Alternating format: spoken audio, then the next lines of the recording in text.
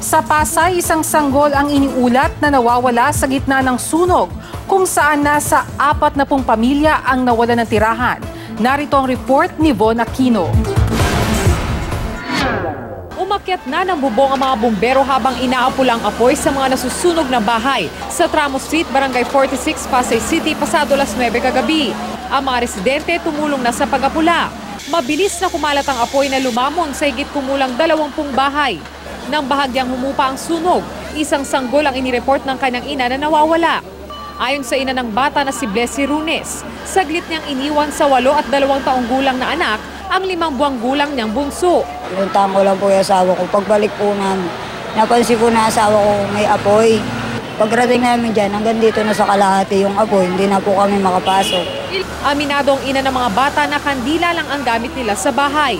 Nailigtas daw ng panganay ang isa nilang kapatid, pero hindi na nabalikan ang bunso.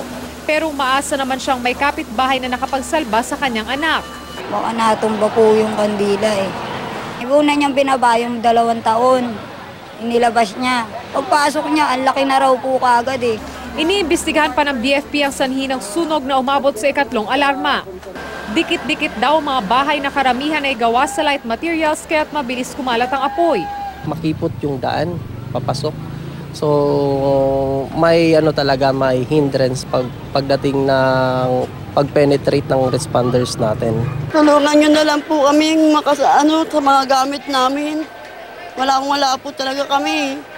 Bahagyang nadamay naman sa sunog ang gusali ng kilalang brand ng appliances nang madilaan daw ng apoy ang bintana nito. Yung harap lang ng bintana, yung malapit lang sa bintana, which is kaagad naman na apula kasi nakaakyat kaagad yung responders natin. Sa pagtaya ng BFP, higit kumulang 40 pamilya ang naapektuhan ng sunog.